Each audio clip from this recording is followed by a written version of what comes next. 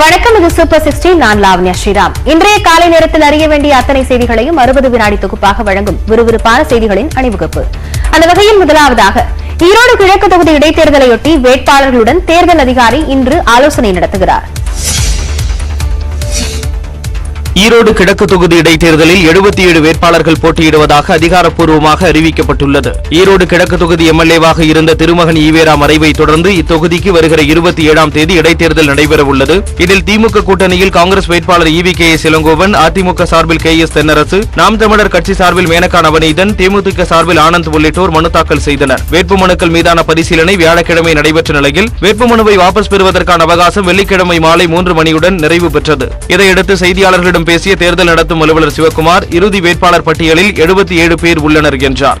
ஒரு மிஷினுக்கு 16 பேர் நோட்டா சேர்த்தா எத்தனை பேர் வருவாங்களோ அத்தனை மிஷின் வைப்போம். உத்தேசமா 5 மிஷினுக்கு வரும், 5 பேலட் பேப்பர் வரும். அப்படி பார்த்தா சார் 238 பூத்துக்கும் அது தேவையான EVM மிஷின் அவைலபிளா கமிஷன்ல இருந்து ரெடி பண்ணி தருவாங்க. இந்நிலையில் வேட்பாளர்களுக்கான சிறப்பு கூட்டம் சனிக்கிழமை காலை நடைபெறுகிறது. ஈரோடு கிழக்கு தொகுதி இடைத்தேர்தலில் முன்னுரிமை அடிப்படையில் நாம் தமிழர் கட்சிக்கு கரும்பு விவசாயி சின்னமும், சுயேட்சை ஒருவருக்கு குக்கர் சின்னமும் ஒதுக்கப்பட்டுள்ளது. இடைத்தேர்தலில் முக்கிய அரசியல் கட்சிகள் மற்றும் சுயேட்சை வேட்பாளர்களின் வேட்புமனுக்கள் ஏற்றுக்கொள்ளப்பட்டுள்ளதோடு EVKS இளங்கோவனுக்கு கை சின்னமும், தென்னரசுவுக்கு இரட்டை இலை சின்னமும் ஒதுக்கீடு செய்யப்பட்டுள்ளது. தேமுதிக வேட்பாளர் ஆனந்துக்கு முரசு சின்னம் ஒதுக்கப்பட்டதோடு நாம் தமிழர் கட்சி வேட்பாளர் மேனகாவுக்கு கரும்பு விவசாயி சின்னம் வழங்கப்பட்டுள்ளது. தொடக்கத்தில் நாம் தமிழர் கட்சிக்கு கரும்பு விவசாயி சின்னம் ஒதுக்க அதிகாரிகள் மறுப்பு தெரிவித்ததால் கட்சியினர் வாக்குவாதத்தில் ஈடுபட்டனர். நேற்று வரைக்கும் யாருமே பிளாங்கா விட்டத இன்னைக்கு வச்சு நீங்க கேளுன்னு கேட்க வச்சிருக்கீங்க தான் question. That's not fair sir. Really அதுதான் ஐயா அதுல அத்துடன் தாங்கள் ஏற்கனவே அளித்த மனு உள்ளிட்ட ஆவணங்களையும் காண்பித்த பிறகு கடந்த பொது தேர்தலில் விவசாய சின்னத்தில் போட்டியிட்டதால் முன்னுரிமை அடிப்படையில் அதே சின்னம் நாம் தமிழர் கட்சிக்கு மீண்டும் ஒதுக்கப்படும் என்று தேர்தல் ஆணையம் தெரிவித்தது. இதனிடையே டார்ச் லைட், குக்கர் போன்ற சின்னங்கள் பட்டியலில் இடம்பெற்றிருந்த நிலையில் குலுக்கல் முறையில் கொங்கு தேச மறுமலர்ச்சி மக்கள் கட்சி வேட்பாளர் KPM ராஜாவிற்கு குக்கர் சின்னம் ஒதுக்கப்பட்டுள்ளது. அதேபோல் சுயேட்சை ஒருவருக்கு டார்ச் லைட் சின்னம் ஒதுக்கீடு செய்யப்பட்டுள்ளது. எதிர்க்கட்சிகளின் எந்த கேள்விக்கும் பதில் சொல்ல முடியாத நிலையில் பிரதமர் நரேந்திர மோடி உள்ளதாக முதலமைச்சர் MK ஸ்டாலின் விமர்சித்துள்ளார். சென்னை கொரட்டூரில் முன்னாள் அமைச்சர் பருதி இளம்பழுதியின் மகன் பருதி இளம் சுருதி திருமணத்தை முதலமைச்சர் MK ஸ்டாலின் நடத்தி வைத்தார். அதன்பின் நிகழ்ச்சியில் பேசிய அவர், பருதி இளம்பழுதி தன் உயிர் நண்பர் என்றும் தன் மீது அதிக பாசம் கொண்டவர் என்றும் பெருமிதம் தெரிவித்தார். கருணாநிதி 5 முறை முதலமைச்சராக பதவி வகித்ததாகவும் அவரது பேனா எப்பொழுதெல்லாம் தலை குனிந்ததோ அப்பொழுதெல்லாம் தமிழ்நாடு தலை நிமிர்ந்ததாகவும் குறிப்பிட்டார். மதுரை எய்ம்ஸ் கட்டுமான பணி என்ன ஆனது என்று கேள்வி எழுப்பிய முதலமைச்சர், மக்களவையில் திமுக MPக்கள் எழுப்பும் கேள்விகளுக்கு பிரதமர் மோடி பதிலளிப்பதில்லை என்றும் குறை கூறினார். நாடாளுமன்ற குழு தலைவராக இருக்கக்கூடிய பாலு அவர்கள் நாடாளுமன்றத்தில் எடுத்து வைக்கக்கூடிய கேள்விகளுக்கு பதில் சொல்லுகிறார்களா? சேவை சமத்துவ திட்டத்தை பற்றி விளக்கமாக பேசி அது மீண்டும் கொண்டு வர வேண்டும் என்று கேட்கிறார், பதில் இல்லை. திமுக MP திருச்சி சிவா மாநிலங்களவையில் பேசிய உப்புமா கதை போல்தான் இன்றைக்கு மத்தியில் ஆட்சி நடைபெற்று வருவதாக கூறிய முதலமைச்சர், வரும் நாடாளுமன்ற தேர்தல் இந்தியாவிற்கு விடியல் ஏற்படுத்தி தரக்கூடியதாக அமையும் என்று நம்பிக்கை தெரிவித்தார். நாடாளுமன்ற தேர்தலிலும் பாஜகவுடனான கூட்டணி தொடரும் என முன்னாள் முதலமைச்சர் எடப்பாடி பழனிசாமி தெரிவித்துள்ளார். திருநெல்வேலியில் அதிமுகவின் அமைப்புச் செயலாளரும் முன்னாள் சட்டமன்ற உறுப்பினருமான கருப்பசாமி பாண்டியன் இல்ல திருமண விழா நடைபெற்றது. இதில் முன்னாள் முதலமைச்சர் எடப்பாடி பழனிசாமி, அவைத்தலைவர் தமிழ்மகன் உசேன் மற்றும் முன்னாள் அமைச்சர்கள் பங்கேற்றனர். திருமண நிகழ்ச்சிக்கு பிறகு செய்தியாளர்களிடம் பேசிய எடப்பாடி பழனிசாமி, 21 மாத ஆட்சியில் மக்களுக்கான திட்டங்கள் எதையும் முதலமைச்சர் MK ஸ்டாலின் செயல்படுத்தவில்லை என குற்றம் சாட்டினார். திராவிட முன்னேற்ற கழகத்தின் மீது மக்கள் கொந்தளிப்போடு இருக்கின்றனர். மக்கள் விரோத ஆட்சி நடைபெற்றுக் கொண்டிருப்பதாக மக்கள் ஒவ்வொருடைய உள்ளத்திலும் இருந்து பிரதிபலிக்கின்றது. கடந்த 21 மாத ஸ்டாலின் தலைமையில் இருக்கின்ற திராவிட முன்னேற்ற கழக அரசு மக்களுக்குன்னு எதுவுமே செய்யல. மேலும் ஈரோடு கிழக்கு தொகுதி இடைத்தேர்தலில் அதிமுக வெற்றி பெறும் எனவும் அந்த வெற்றி வரும் நாடாளுமன்ற தேர்தலிலும் எதிரொலிக்கும் எனவும் அவர் நம்பிக்கை தெரிவித்தார். ஈரோட்டு பூகம்பத்தில் அதிமுக இருக்கும் இடம் தெரியாமல் மறைந்து போகும் என அமைச்சர் தங்கம் தென்னரசு காட்டமாக விமர்சித்துள்ளார்.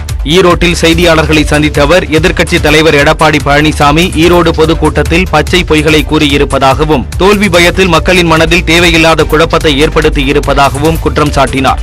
எடப்பாடி பழனிசாமி ஆட்சியில் செய்யாத திட்டங்கள், கட்சிக்கு செய்த துரோகங்கள் எல்லாம் அனைவரும் அறிந்ததுதான் என கூறிய அமைச்சர் பாஜகவின் பேச்சை கேட்டு தமிழகத்திற்கு கெடுதல் செய்துள்ளதாகவும் சாடினார். நீட் விவகாரம், உதய் மின் திட்டத்தால் பாதிப்பு, மேகதாது அணை பிரச்சனையில் இணக்கமாக சென்றது என குற்றச்சாட்டுக்களை அடுக்கிக் கொண்டே போகலாம் எனவும் கூறினார். நீங்கள் எத்தனை முகமூடிகளை போட்டுக்கொண்டு ஈரோட்டு தேர்தல் களத்திற்கு வந்தாலும் இந்த ஈரோட்டு பூகம்பத்தில் அதிமுக இருக்கக்கூடிய இடம் தெரியாமல் இந்த தேர்தல்களை மறையும் என்பது உறுதி.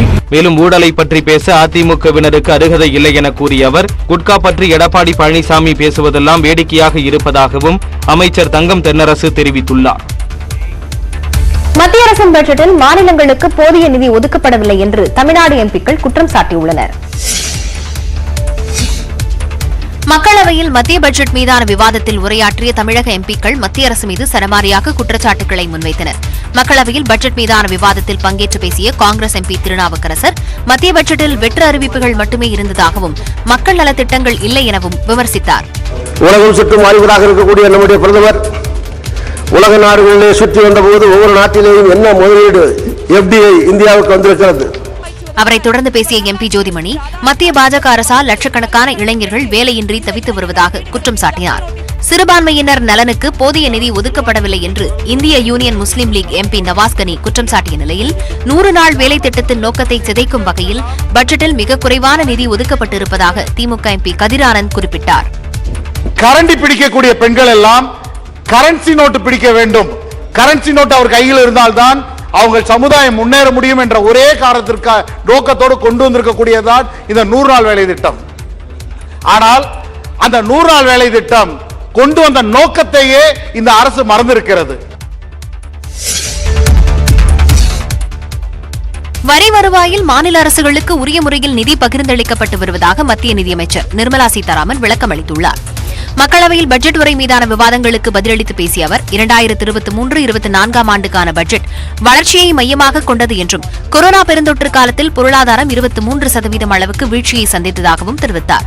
மத்திய அரசின் இடைவிடாத முயற்சிகளால் பொருளாதாரம் மீட்சியடைந்திருப்பதாக கூறிய அவர் மாநிலங்களுக்கு பட்ஜெட்டில் போதிய நிதி ஒதுக்கப்படுவதில்லை என்ற தமிழ்நாடு எம்பிக்களின் குற்றச்சாட்டுகளை மறுத்தார். காங்கிரஸ் கட்சியினர் ஊழல் குறித்து பேசுவது ஆச்சரியமாக இருப்பதாக கூறிய நிர்மலா சீதாராமன் குற்றச்சாட்டுகளுக்கு பதிலளித்தால் அதை ஏற்காமல் அமளியில் ஈடுபட்டு வெளிநடப்பு செய்வதாகவும் சாடினார். முன்னதாக மாநிலங்களவையில் அதானி குழும விவகாரத்தில் கூட்டுக்குழு விசாரணை நடத்த வலியுறுத்தி எதிர்க்கட்சிகள் அமளியில் ஈடுபட்டன. அப்போது ஜெய்ராம் ரமேஷ், வேணுகோபால், தீபேந்தர் ஹூடா உள்ளிட்ட காங்கிரஸ் எம்பிக்களை வெளியேறும்படி அவைத் தலைவர் உத்தரவிட்டார்.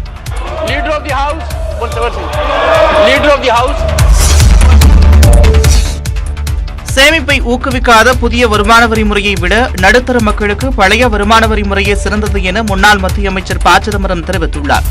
மதுரையில் வர்த்தக சங்கமம் சார்பில் நடைபெற்ற நிகழ்ச்சியில் உரையாற்றிய அவர் மத்திய பட்ஜெட்டில் உணவுப் பொருட்களுக்கு மானியத்தை குறைத்திருப்பது மிகப்பெரிய தவறு என தெரிவித்தார்.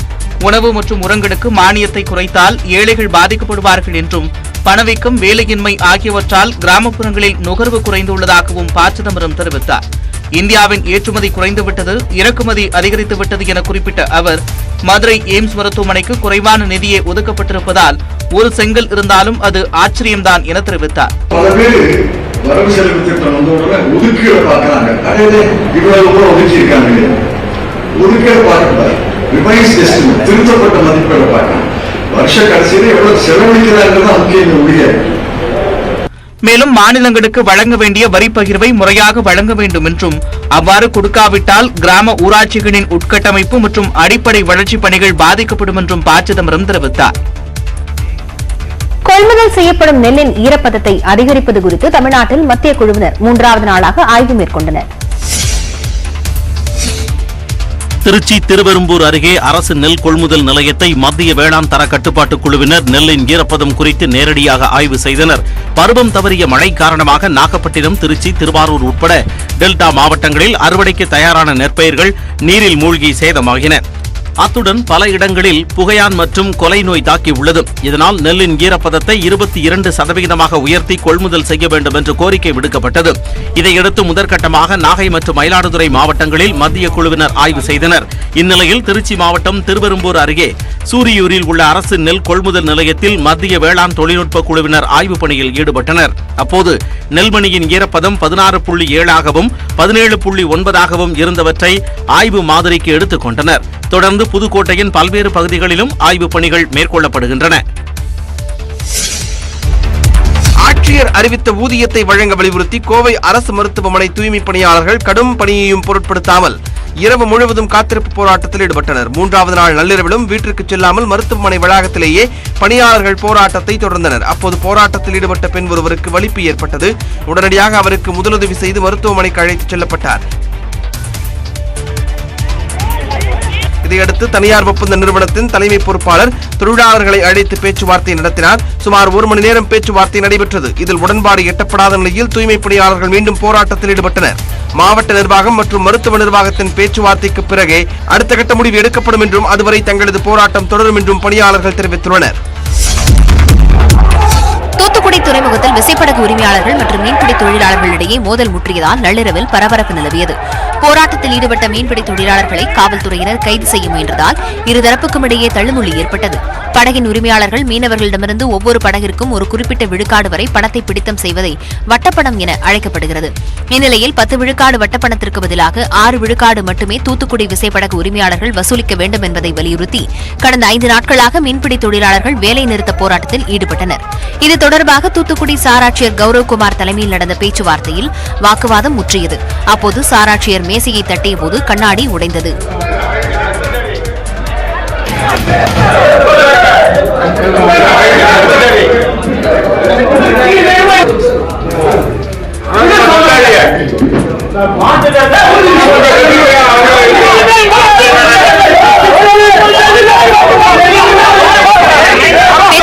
உடன்பாடு எட்டாத நிலையில் துறைமுகத்திற்கு சென்ற வாகனத்தை தடுத்து நிறுத்தி தொழிலாளர்கள் தங்களது எதிர்ப்பை தெரிவித்தனர். இதையடுத்து அவர்களை கைது செய்ய காவல்துறை முயன்றனர். அப்போது இருதரப்புக்கும் இடையே தள்ளுமுள்ளி ஏற்பட்டது.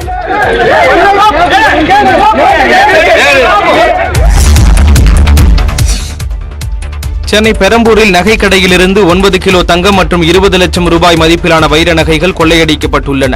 பெரம்பூர் பேப்பர் மில் சாலையில் நகைக்கடை நடத்தி வரும் ஸ்ரீதர் கடைக்கு மேல் தளத்தில் உள்ள வீட்டில் குடும்பத்தினருடன் வசித்து வருகிறார். வெள்ளிக்கிழமை காலை வழக்கம் போல் கடையை திறக்க வந்தபோது முன்பக்க ஷட்டர் வெல்டிங் மூலம் துளையிடப்பட்டிருப்பதை கண்டு அதிர்ச்சி அடைந்தார். உள்ளே சென்று பார்த்தபோது லாக்கரில் இருந்த 4 கோடி ரூபாய் மதிப்பிலான 9 கிலோ தங்க நகைகள் மற்றும் 20 லட்சம் ரூபாய் வைர நகைகள் கொள்ளை போனது தெரிய வந்தது. மோப்பநாயுடன் வந்த காவல்துறையினர் தீவிர விசாரணை நடத்திய நிலையில் தடயவியல் நிபுணர்களும் வந்து ஆதாரங்களை சேகரித்தனர். மேலும் இந்த கொள்ளை சம்பவத்தின் ஆதாரங்கள் சிக்கிவிடக் கூடாது என்பதற்காக கடையில் இருந்த சிசிடிவி கேமராவின் ஹார்ட் டிஸ்கை கொள்ளையர்கள் எடுத்துச் சென்றது தெரிய வந்துள்ளது. சம்பவ இடத்தில் ஆய்வு செய்த சென்னை வடக்கு கூடுதல் காவல் ஆணையர் அன்பு சாலைகளில் அமைக்கப்பட்டுள்ள சிசிடிவி கேமராக்களை ஆய்வு செய்து வருவதாக தெரிவித்தார். அவங்க ஒரு ஃப்ளோர் மேல இருக்காங்க. அதனால இப்ப எல்லா டைமும் எல்லா சத்தமும் கேட்கறதுக்கான வாய்ப்பு இருக்காது. அதனால இது ஷட்டர் கட் பண்ணி அஃபென்ஸ் நடந்திருக்கு. ஸோ நம்ம எல்லா முயற்சியும் இப்ப எடுத்துட்டு இருக்கோம். தனிப்படைகள் அமைச்சிருக்கோம்.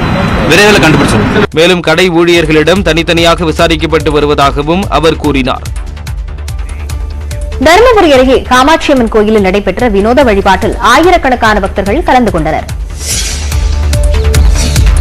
தருமபுரி அருகே நடைபெற்ற காமாட்சியம்மன் கோவில் திருவிழாவில் 2 கிலோமீட்டர் தூரத்திற்கு படுத்திருந்த பக்தர்கள் மீது அம்மன் அருள் வந்தவர் நடந்து வந்தது வியப்பை ஏற்படுத்தியுள்ளது. தருமபுரி மாவட்டம் ஏசப்பாடிப்பட்டி காமாட்சியம்மன் கோவில் விழாவில் அம்மன் அருள் வந்ததாக பக்தர் மீது கரகம் வைத்து கோவிலுக்கு கொண்டு செல்லப்பட்டது. அப்போது கரகம் எடுத்து செல்பவர் தரையில் நடந்து செல்லாமல் இருக்க பக்தர்கள் தரையில் படுத்துக் கொண்டனர்.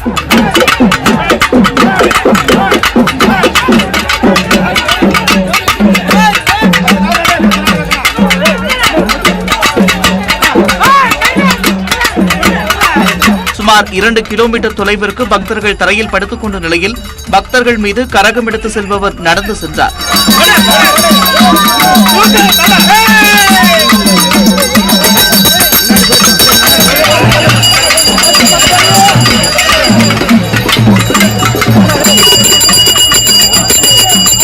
இந்த திருவிழாவில் திரளான பக்தர்கள் கலந்து கொண்டு சுவாமி தரிசனம் செய்தனர்.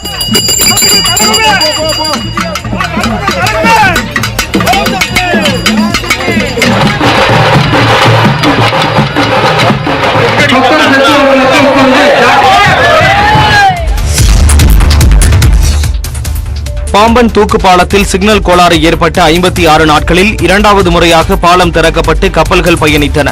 ராமநாதபுரம் மாவட்டம் பாம்பன் தூக்கு பாலம் வழியே கப்பல்கள் பயணிப்பதை காண சுற்றுலா பயணிகள் மிகுந்த ஆர்வம் காட்டுவர். பாம்பன் பாலத்தில் கடந்த டிசம்பர் 23ஆம் தேதி சிக்னல் சென்சாரில் தொழில்நுட்ப கோளாறு ஏற்பட்டது. இதனை சரி செய்யும் பணி இன்னும் நிறைவடையாததால் ரயில் போக்குவரத்து நிறுத்தப்பட்டுள்ளது. இந்நிலையில் ஒரு இழுவை கப்பல் மற்றும் 2 மிதவை கப்பல்கள் பாம்பன் தூக்கு பாலம் வழியாக கடந்து செல்வதற்காக அதிகாரிகளிடம் அனுமதி கேட்டிருந்தனர். அதற்கான அனுமதி கிடைத்ததை அடுத்து 3 கப்பல்களும் பாம்பன் தூக்கு பாலத்தை கடந்து சென்றன. அந்த நேரம் தெற்கு கடல் பகுதியிலிருந்து வடக்கு பகுதிக்கு விசைப்படகுகளும் பாம்பன் பாலம் வழியே பயணித்தன. இந்த காட்சியை சுற்றுலா பயணிகள் கண்டு ரசித்தனர்.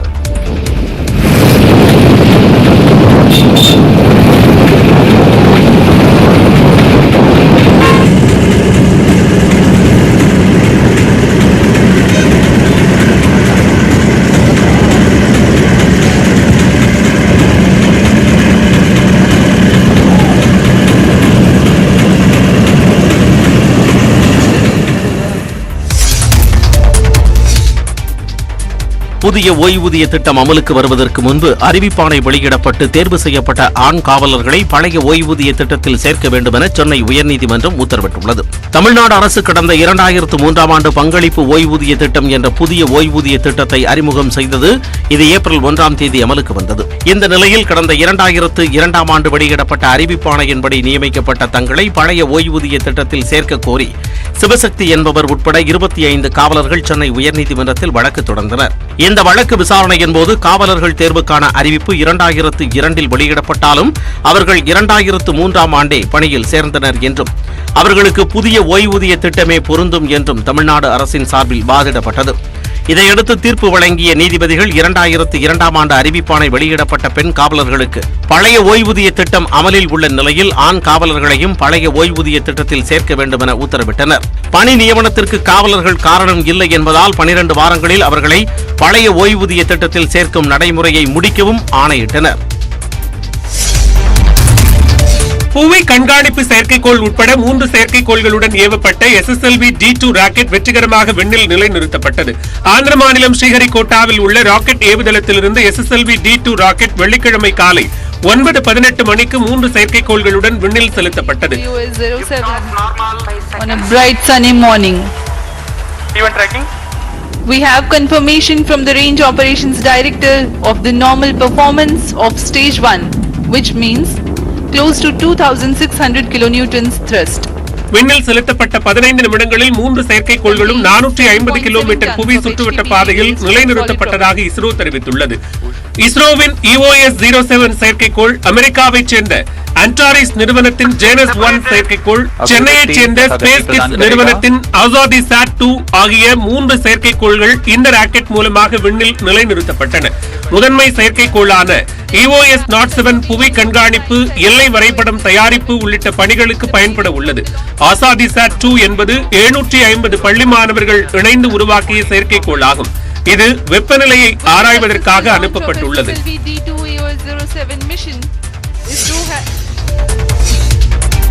ஆசாதி சாட் 2 செயற்கைக்கோளுக்கான சிப் தயாரிப்பில் தமிழ்நாடு அரசு பள்ளி மாணவிகள் 20 பேர் பங்கேற்று பெருமை சேர்த்துள்ளனர்.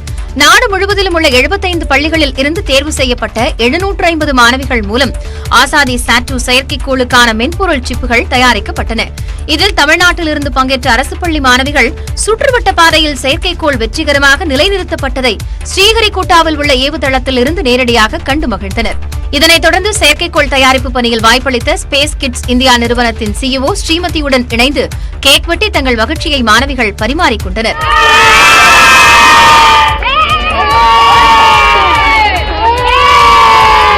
பலருக்கும் எட்டாக்கனியாக உள்ள விண்வெளி ஆராய்ச்சியில் முதல் படியாக இந்த வாய்ப்பை பார்ப்பதாக மாணவிகள் தெரிவித்தனர். இந்தியாவிலே மொத்தம் 75 பள்ளிகளை செலக்ட் பண்ணி 750 மாணவிகளையும் செலக்ட் பண்ணி அதுல எங்க பள்ளி ஒரு பள்ளியா இருக்கிறப்ப எங்களுக்கு ரொம்ப பெருமையா, ரொம்ப அது சொல்றதுக்கு வார்த்தையே இல்லை, அந்த அளவுக்கு இருக்கு. எங்களுக்கு கொடுத்த அந்த ஐடிஇ சாஃப்ட்வேர்ல ஒர்க் பண்ணி எங்களுக்கு கொடுத்த பேலோட்ல நாங்க ரிசல்ட்டை அப்லோட் பண்ணோம். அந்த அவுட்புட் என்னன்னா டெம்பரேச்சர், பிரஷர், ஹியூமிடிட்டி வந்து ராக்கெட்ல வந்து வேரியேஷன் ஆகும். அதைத்தான் நாங்க பண்ணோம். விண்வெளி துறையில் தமிழ்நாடு அரசு பள்ளி மாணவிகளின் இந்த பங்களிப்பு பள்ளிக் கல்வியில் மற்றொரு மைல்கல் என கல்வியாளர்கள் பாராட்டு தெரிவித்துள்ளனர்.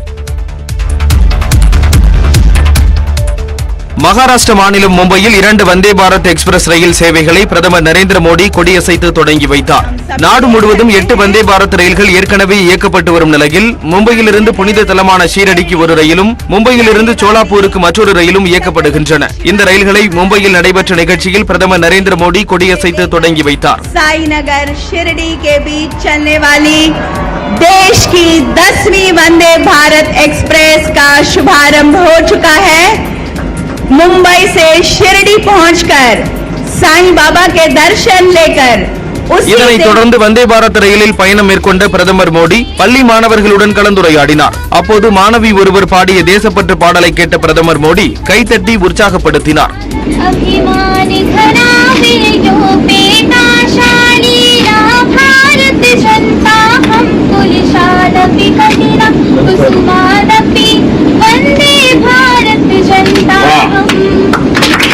நாட்டிலேயே முதன்முறையாக ஒரே நேரத்தில் 2 வந்தே பாரத் ரயில்களின் சேவை தொடங்கப்பட்டுள்ளது. மகாராஷ்டிர மாநிலம் மும்பையில் போரா இஸ்லாமியர்களின் கல்வி நிறுவனத்தை பிரதமர் நரேந்திர மோடி தொடங்கி வைத்தார். அரபிக் கல்வி நிறுவனமான அல் ஜாமியா துஸ் சைஃபியா இந்தியாவில் தனது 2வது கிளையை அமைத்துள்ளது. இந்நிலையில் மும்பைக்கு பயணம் மேற்கொண்ட பிரதமர் நரேந்திர மோடி இதனை தொடங்கி வைத்து சிறப்புரையாற்றினார். அப்போது பேசிய அவர் நிகழ்ச்சிக்கு பிரதமராக வரவில்லை என்றும் உங்களின் குடும்ப உறுப்பினர்களில் தானும் ஒருவர் என்றும் கூறினார். போரா சமூகத்தினரோடு தனக்கு 4 தலைமுறை தொடர்பு இருப்பதாக பிரதமர் தெரிவித்தார். 4 தலைமுறையைச் சேர்ந்த போரா சமூகத்தினரும் தங்கள் வீட்டிற்கு வந்திருப்பதாக பிரதமர் மோடி கூறினார். மேலும் இக்கல்வி நிறுவனம் வளர்ச்சி மற்றும் மாற்றத்திற்கான அடையாளம் என்று குறிப்பிட்ட பிரதமர் போரா சமூகத்தினர் காலத்திற்கு ஏற்ப முன்னேற்றம் அடைந்திருப்பதாக தெரிவித்தார். நமது விருப்பத்திற்கு நல்ல நோக்கம் இருக்குமானால் அதன் முடிவும் நல்லவையாகவே இருக்கும் என்பதற்கு இந்த கல்வி நிறுவனம் சிறந்த உதாரணம் என்று பிரதமர் மோடி கூறினார். குஜராத் மாநிலம் சூரத்தில் 1810ஆம் ஆண்டு போரா இஸ்லாமியர்களின் கல்வி நிறுவனம் தொடங்கப்பட்டது. இதனைத் தொடர்ந்து மும்பையில் 2வது கிளை அமைக்கப்பட்டிருப்பது குறிப்பிடத்தக்கது. கடும் சர்ச்சையை தொடர்ந்து பசு அணைப்பு தினம் குறித்த சுற்றறிக்கையை விலங்குகள் நல வாரியம் திரும்பப் பெற்றுள்ளது. காதலர் தினமான பிப்ரவரி 14ஆம் தேதியை பசு அணைப்பு நாடாக கொண்டாட வேண்டும் என்று வெளியிட்ட அறிவிப்பை மத்திய அரசு ரத்து செய்துள்ளது. உலகம் முழுவதும் பிப்ரவரி 14ஆம் தேதி காதலர் தினமாக கொண்டாடப்படும் நிலையில் அதை பசுக்களை இணைக்கும் நாடாக மாற்றி மத்திய விலங்குகள் நல வாரியம் அறிக்கை வெளியிட்டது. அதில் மேற்கத்திய நாட்டு கலாச்சாரத்தால் வேதகால பண்பாடு அழிந்து வருவதாகவும் நமது கலாச்சாரமும் பண்பாடும் மறக்கடிக்கப்பட்டு விட்டதாகவும் தெரிவிக்கப்பட்டிருந்தது. மனித சமூகத்திற்கு தாய் போல பசு செயல்படுவதாகவும் அவற்றை அணைப்பது மன ரீதியான வளத்தை அதிகரிக்கும் என்றும் அறிக்கையில் குறிப்பிடப்பட்டிருந்தது. இந்த அறிவிப்பு சமூக வலைத்தளங்களில் கடுமையான கேலி கிண்டலை எதிர்கொண்டதோடு காங்கிரஸ் உள்ளிட்ட பல்வேறு எதிர்க்கட்சிகளும் இந்த விவகாரத்தை கையில் எடுத்து மத்திய அரசை விமர்சித்து வந்தன. இந்த நிலையில் பிப்ரவரி 14ஆம் தேதியை பசு அணைப்பு நாளாக கொண்டாட வேண்டும் என்ற அறிவிப்பை வாபஸ் பெறுவதாக மத்திய விலங்குகள் நல வாரியம் அறிவித்துள்ளது. மீனவர்கள் பிரச்சினைக்கு மனிதாபிமான அடிப்படையில் தீர்வு காண வேண்டும் என இலங்கை மீன்வளத்துறை அமைச்சரிடம் மத்திய இணையமைச்சர் எல் முருகன் வலியுறுத்தியுள்ளார். மத்திய தகவல் ஒலிபரப்பு மற்றும் மீன்வளத்துறை இணையமைச்சரான எல் முருகன் 3 நாள் அரசுமுறை பயணமாக இலங்கை சென்றுள்ளார். அதன் ஒரு பகுதியாக இந்தியா இலங்கை இடையே கப்பல் போக்குவரத்து மீண்டும் தொடங்க உள்ள தலைமன்னார் பகுதிக்கு எல் முருகன் பயணம் செய்தார். அப்போது அங்கு வசிக்கும் 150 குடும்பங்களுக்கு உலர் உணவு மற்றும் அத்தியாவசிய பொருட்களை எல் முருகன் வழங்கினார். இங்க இருக்கிற தமிழர்கள், இந்தியாவினுடைய சகோதர சகோதரிகள் அவர்கள் இந்த நம்முடைய பிரதமர் அவர்களுடைய அண்டை நாட்டிற்கு முக்கியத்துவம் கொடுக்கும் அந்த பாலிசியின் கீழே இலங்கைக்கு பல உதவிகளை நாம் செய்து கொண்டிருக்கிறோம். இலங்கை மீன்வளத்துறை அமைச்சர் டக்ளஸ் தேவானந்தாவை சந்தித்து ஆலோசனை நடத்திய அவர் இருநாட்டு மீனவர்கள் பிரச்சினை குறித்து விவாதித்தார். அதனைத் தொடர்ந்து இந்தியாவின் நிதி உதவியின் கீழ் கட்டப்பட்ட வடமராட்சி மத்திய மகளிர் கல்லூரிக்கு சென்ற எல் முருகன் மாணவிகளிடையே உரையாற்றினார். முன்னதாக இந்தியாவின் நிதியின் கீழ் புனரமைக்கப்பட்ட திருக்கேதீஸ்வரம் கோவிலில் எல் முருகன் சாமி தரிசனம் செய்தார். ராஜஸ்தான் சட்டமன்றத்தில் பழைய நிதிநிலை அறிக்கையை முதலமைச்சர் அசோக் கெலாட் தவறுதலாக வாசித்தது சர்ச்சையை ஏற்படுத்தியுள்ளது. காங்கிரஸ் தலைமையிலான ஆட்சி நடைபெற்று வரும் ராஜஸ்தானில் 2023-24 ஆண்டுக்கான நிதிநிலை அறிக்கை தாக்கல் செய்யப்பட்டது. சட்டமன்றத்தில் பட்ஜெட் அறிக்கையை தாக்கல் செய்து படிக்கத் தொடங்கிய முதலமைச்சர் அசோக் கெலாட் சுமார் 8 நிமிடங்கள் படித்த பிறகுதான் அது கடந்த ஆண்டுக்கான பட்ஜெட் என்பது தெரியவந்தது. இதனை தலைமை செயலாளர் சுட்டிக்காட்டி திருத்திய நிலையில் எதிர்க்கட்சியினர் கடும் அமளியில் ஈடுபட்டதோடு சட்டமன்றத்திற்குள் தர்ணாவிலும் ஈடுபட்டனர். பழைய பட்ஜெட்டை வாசிக்கும் முதல்வரின் கையில் மாநிலம் எப்படி பாதுகாப்பாக இருக்கும் என்று பாஜக முன்னாள் முதலமைச்சர் வசுந்தரா ராஜே கேள்வி எழுப்பினார். மேலும் பட்ஜெட் கசிந்ததா என்றும் எதிர்க்கட்சியினர் கேள்வி எழுப்பினர். இந்நிலையில் பட்ஜெட் கசிவு என்ற கேள்விக்கே இடமில்லை என்று பதிலளித்த அசோக் கெலாட் தனது பட்ஜெட் ஆவணத்தில் தவறுதலாக வேறு ஒரு பக்கம் மட்டும் சேர்க்கப்பட்டு விட்டதாக கூறி தவறாக வாசித்தமைக்கு வருந்துவதாக தெரிவித்தார். பின்னர் புதிய பட்ஜெட்டை அவர் தாக்கல் செய்தார். இந்தியாவின் பிபிசி தொலைக்காட்சிக்கு தடை விதிக்க கோரிய வழக்கில் நீதிமன்றம் வீணடிக்க வேண்டாம் என்று மனுதாரருக்கு உச்சநீதிமன்றம் எச்சரிக்கை விடுத்தது. இந்தியாவில் பிபிசி செய்தி நிறுவனத்திற்கு தடை விதிக்க கோரி தொடுக்கப்பட்ட வழக்கை உச்சநீதிமன்றம் தள்ளுபடி செய்து உத்தரவிட்டது. குஜராத் கலவரம் தொடர்பாக பிரதமர் மோடி மீது குற்றம் சாட்டி இந்தியா த மோடி கொஸ்டின் என்ற ஆவணப்படத்தை பிபிசி வெளியிட்டது. இந்த ஆவணப்படத்தை இந்தியாவில் வெளியிட கடந்த மாதம் 21ஆம் தேதி மத்திய அரசு தடை விதித்தது. இந்நிலையில் இங்கிலாந்தின் பிபிசி நிறுவனம் இந்தியாவில் செயல்பட தடை விதிக்க வேண்டும் என இந்து சேனா சார்பில் உச்சநீதிமன்றத்தில் மனு தாக்கல் செய்யப்பட்டது. இந்த ஆவணப்படத்தின் பின்புலத்தில் இந்தியாவிற்கு எதிரான சதி உள்ளதா என்பதை கண்டறிய உத்தரவிட வேண்டும் என்றும் மனுவில் கோரிக்கை விடுக்கப்பட்டது. இந்த மனு உச்சநீதிமன்ற நீதிபதிகள் சஞ்சீவ் கன்னா, எம் சுந்தரேஷ் அமர்வில் விசாரணைக்கு வந்தபோது வாதங்களை கேட்ட நீதிபதிகள் மனு தவறானது என்றும் நீதிமன்றம் எதையும் தணிக்கை செய்ய முடியாது என்றும் தெரிவித்தனர். மேலும் நீதிமன்ற நேரத்தை வீணடிக்க வேண்டாம் என காட்டமாக கூறிய நீதிபதிகள் மனுவை தள்ளுபடி செய்து உத்தரவிட்டனர். அதானி பங்கு முறைகேடுகள் குறித்த ஹிண்டன்பர்க் அறிக்கை தொடர்பாக செபி அமைப்பு திங்கட்கிழமை பதிலளிக்க உச்சநீதிமன்றம் உத்தரவிட்டுள்ளது. பங்குச் சந்தையில் அதானி குழுமம் முறைகேட்டில் ஈடுபட்டதாக அமெரிக்காவைச் சேர்ந்த ஹிண்டன்பர்க் நிறுவனம் அறிக்கை ஒன்றை வெளியிட்டது. இதனைத் தொடர்ந்து அதானியின் பங்குகள் கடும் வீழ்ச்சியை சந்தித்தன. இந்நிலையில் ஹிண்டன்பர்க் அறிக்கை குறித்து விசாரணை நடத்த கோரி உச்சநீதிமன்றத்தில் பொதுநல மனுக்கள் தாக்கல் செய்யப்பட்டன. இந்த வழக்குகள் உச்சநீதிமன்ற தலைமை நீதிபதி அமர்வு முன்பு விசாரணைக்கு வந்தது. அப்போது ஹிண்டன்பர்க் அறிக்கையை தொடர்ந்து முதலீட்டாளர்களுக்கு பெரிய பாதிப்பு ஏற்பட்டதாக உச்சநீதிமன்றம் தெரிவித்தது. இதனை தடுக்க மத்திய அரசிடம் உள்ள வழிமுறைகள் என்ன என்று உச்சநீதிமன்றம் கேள்வி எழுப்பியது. இந்நிலையில் ஹிண்டன்பர்க் அறிக்கை குறித்து பங்குச்சந்தை கண்காணிப்பு ஆணையமான செபி திங்கட்கிழமை பதிலளிக்க உத்தரவிடப்பட்டுள்ளது. கேரள தலைநகர் திருவனந்தபுரத்தில் வளர்ப்பு மீன் விற்பனையகத்தில் பயங்கர தீ விபத்து ஏற்பட்டது. வழுதக்காடு என்ற இடத்தில் 2 மாடிகளை கொண்ட கட்டிடத்தில் வளர்ப்பு மீன் விற்பனையகம் செயல்பட்டு வந்தது. அந்த குடோனில் திடீரென தீ விபத்து ஏற்பட்டு கட்டிடத்தின் பிற பகுதிகளுக்கும் தீ பரவி கொழுந்துவிட்டு எரிய தொடங்கியது. இதனை கண்ட அக்கம் பக்கத்தினர் தீயணைப்புத் துறையினருக்கு தகவல் அளித்தனர். 2 வாகனங்களில் வந்த தீயணைப்பு வீரர்கள் நீண்ட நேரம் முயன்றும் தீயை அணைக்க முடியாமல் போராடினர்.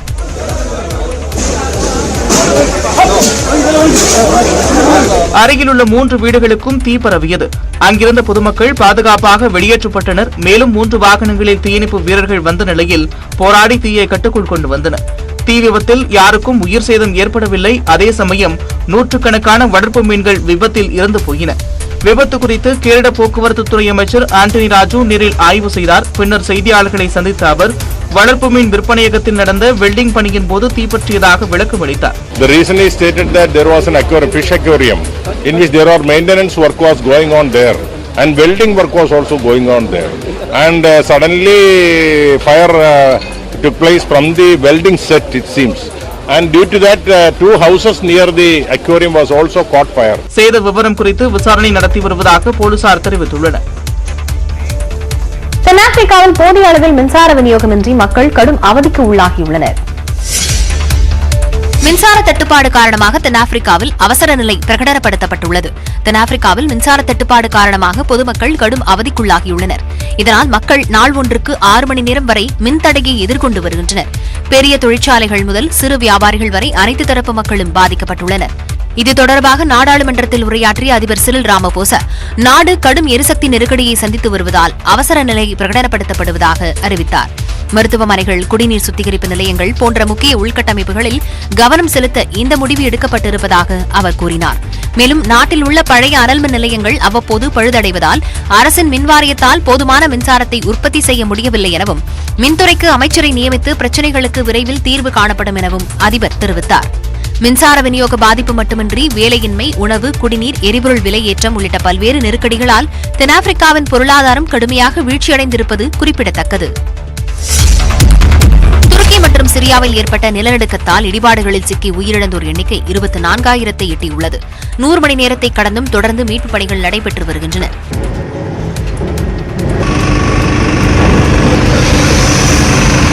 துருக்கி மற்றும் சிரிய எல்லையில் கடந்த 6ஆம் தேதி ஏற்பட்ட நிலநடுக்கம் அந்நாடுகளை புரட்டி போட்டது. துருக்கியில் மட்டும் 20,000-ஐ கடந்துள்ள பலி எண்ணிக்கை சிரியாவில் 4,000-ஐ எட்டியுள்ளது. பலி எண்ணிக்கை மேலும் அதிகரிக்கும் என அஞ்சப்படுகிறது. இரு நாடுகளிலும் சேர்த்து 6,589 கட்டடங்கள் இடிந்து விழுந்து தரைமட்டமாகியுள்ள நிலையில் சுமார் 2.5 கோடி பேர் பாதிக்கப்பட்டுள்ளனர். இந்நிலையில் சிரியாவில் மட்டும் 53 லட்சம் பேர் குடியிருப்புகளை இழந்து வீதிகளில் தஞ்சமடைந்திருப்பதாக தெரிவித்துள்ள ஐநா சபை, இரு நாடுகளிலும் சுமார் 9 லட்சம் பேர் உணவு கிடைக்காமல் தவித்து வருவதாகவும் தெரிவித்துள்ளது.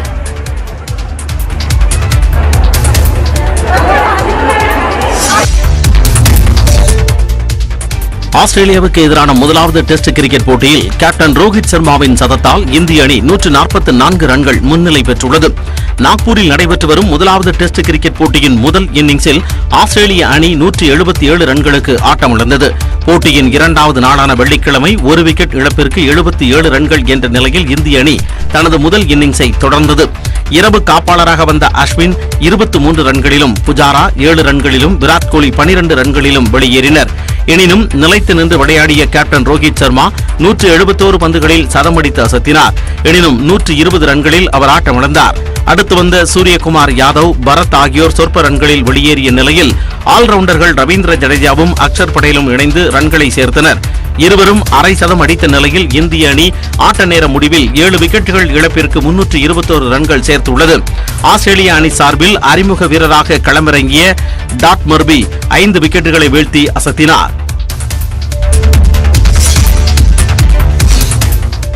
மகளிர் T20 உலகக்கோப்பை கிரிக்கெட் தொடரின் முதல் லீக் போட்டியில் இலங்கை அணி த்ரில் வெற்றி பெற்றது. மகளிருக்கான T20 உலகக்கோப்பை கிரிக்கெட் தொடர் தென்னாப்பிரிக்காவில் நேற்று தொடங்கியது. நியூலாண்ட்ஸ் கிரிக்கெட் மைதானத்தில் நடைபெற்ற முதல் போட்டியில் டாஸ் வென்ற தென்னாப்பிரிக்க அணி பந்து வீச்சை தேர்வு செய்தது.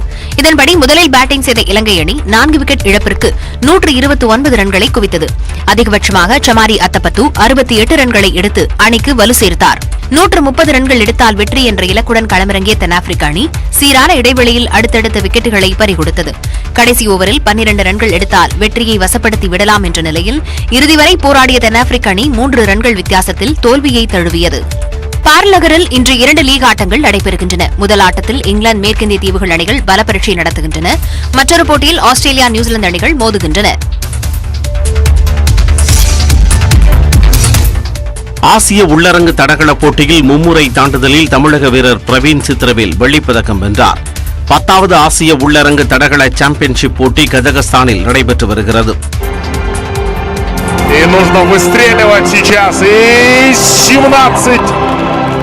இந்த தொடரின் மும்முறை தாண்டுதல் போட்டியில் தமிழக வீரர் பிரவீன் சித்திரவேல் பங்கேற்றார். 16.98 மீட்டர் தூரத்தை தாண்டி பிரவீன் சித்திரவேல் வெள்ளிப்பதக்கம் வென்று அசத்தியுள்ளார்.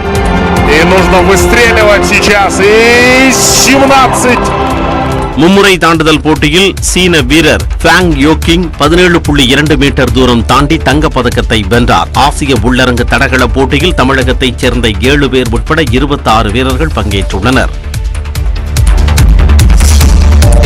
நடிகர் ரஜினிகாந்திற்கு அவரது ரசிகர்கள் சார்பில் மார்ச் 26ஆம் தேதி பிரம்மாண்ட பாராட்டு விழா நடைபெறவுள்ளது.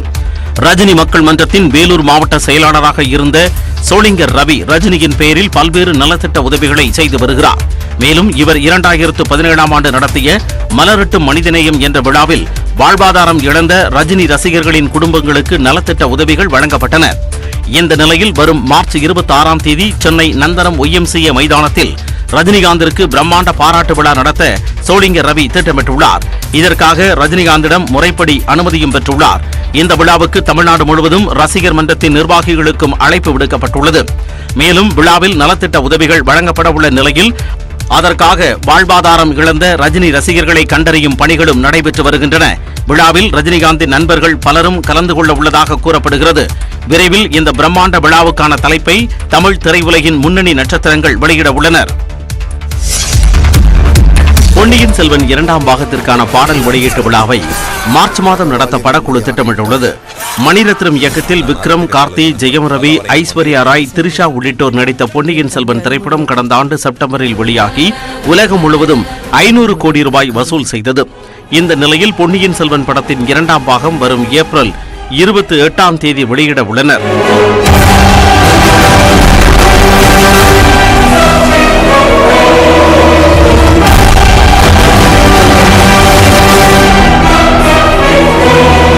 ஏ.ஆர். ரஹ்மான் இசையில் தயாராகி உள்ள பாடல்களை வரும் மார்ச் மாதம் பிரம்மாண்ட விழா நடத்தி வெளியிட படக்குழு திட்டமிட்டுள்ளது. முதல் பாகத்தின் பாடல் வெளியீட்டு விழாவில் ரஜினிகாந்த் பேசியவை அப்படத்திற்கு பெரும் பலமாக அமைந்தது. அதேபோல் இரண்டாம் பாகத்தின் பாடல் விழாவையும் பிரபலப்படுத்த திட்டமிட்டுள்ளனர்.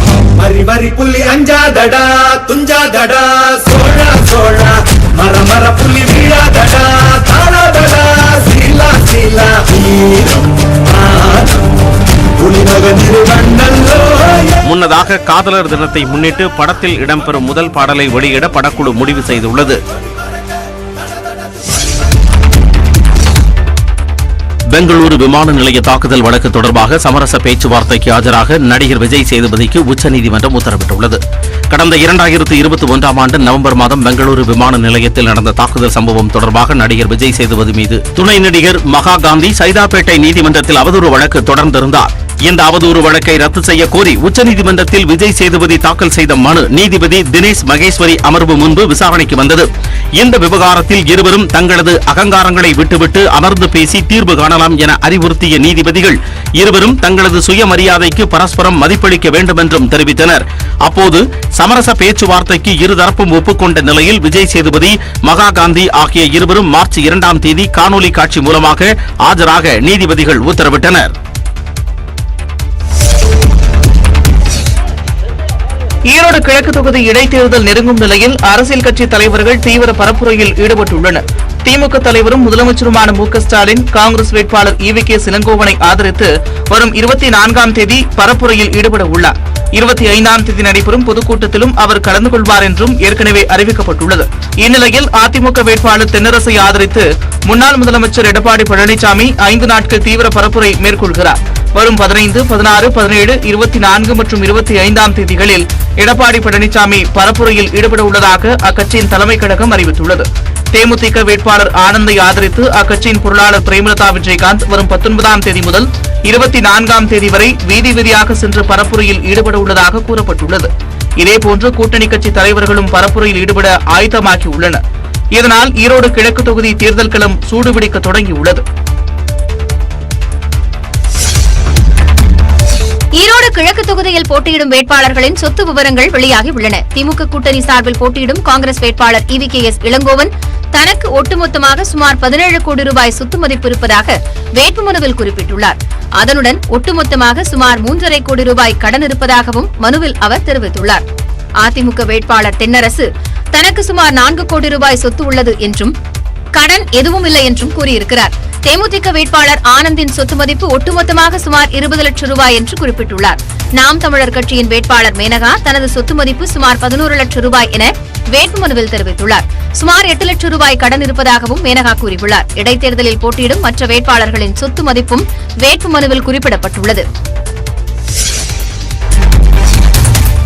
ஈரோடு கிழக்கு தொகுதி இடைத்தேர்தலில் பணப்பட்டுவாடாவை தடுக்க 6 கம்பெனி பறக்கும் படையினர் தீவிர கண்காணிப்பில் ஈடுபட்டு வருவதாக தமிழ்நாடு தலைமை தேர்தல் அதிகாரி சத்யபிரதா சாஹூ தெரிவித்துள்ளார். இது தொடர்பாக செய்தியாளர்களிடம் பேசிய அவர், இடைத்தேர்தல் நடக்கும் 5 வாக்குச்சாவடிகளை குறிப்பிட்டு அதிமுக சார்பில் புகார் அளிக்கப்பட்டதாகவும், ஆனால் அந்த 5 வாக்குச்சாவடிகளிலும் வாக்காளர் பட்டியலை சரிபார்த்ததில் அனைத்தும் சரியாகவே இருப்பதாகவும் விளக்கம் அளித்தார். மேலும் ஈரோடு கிழக்கு தொகுதியில் இதுவரை 25,43,000 ரூபாய் கைப்பற்றப்பட்டுள்ளதாக கூறிய அவர், நாள்தோறும் வாகன சோதனை நடைபெற்று வருவதாக சோதனை சாவடிகள் அமைக்கப்பட்டு 24 மணி நேரமும் கண்காணிப்பு தீவிரப்படுத்தப்பட்டுள்ளதாகவும் தெரிவித்தார். பணப்பட்டுவாடா பற்றி புகார் வந்தால் உடனடியாக அங்கு செல்லும் வகையில் பறக்கும் படையினர் தயாராக உள்ளதாக கூறிய அவர், பல்வேறு நடவடிக்கைகளை தேர்தல் ஆணையம் மேற்கொள்ளும் என்றும் கூறினார். பேனாவிற்கு உள்ள சக்தி புகைப்படத்திற்கும் உண்டு என முதலமைச்சர் மு.க.ஸ்டாலின் தெரிவித்துள்ளார். பத்திரிகை புகைப்பட கலைஞர்கள் சங்கம் சார்பில் சென்னை லலித்கலா அகாடமியில் ஏற்பாடு செய்யப்பட்டுள்ள புகைப்பட கண்காட்சியை முதலமைச்சர் மு.க.ஸ்டாலின் தொடங்கி வைத்தார்.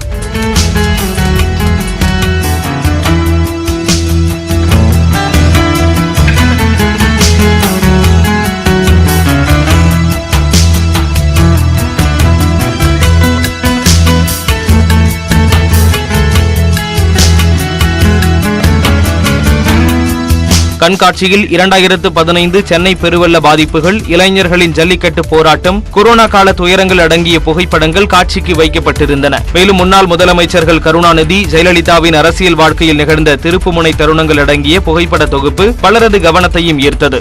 இது மட்டுமன்றி முதலமைச்சர் மு க ஸ்டாலினின் திருமண நிகழ்ச்சி, சென்னை மாநகராட்சி மேயராக மு க ஸ்டாலினின் புகைப்படங்களும் காட்சிப்படுத்தப்பட்டிருந்தன.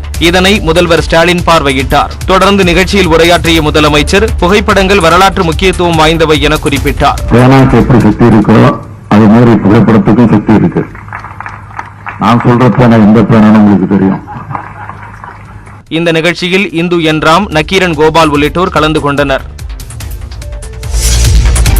கொடிக்கம்பத்தை விட கொடி பெரியதாக இருக்க வேண்டும் என அதிமுக தொண்டர்களுக்கு அக்கட்சியின் இடைக்கால பொதுச் செயலாளர் எடப்பாடி பழனிசாமி நகைச்சுவையாக அறிவுறுத்தினார். மதுரை திருப்பரங்குன்றம் தொகுதிக்கு உட்பட்ட கூத்தியார்குண்டு பகுதியில் அதிமுக கொடியை எடப்பாடி பழனிசாமி ஏற்றி வைத்தார்.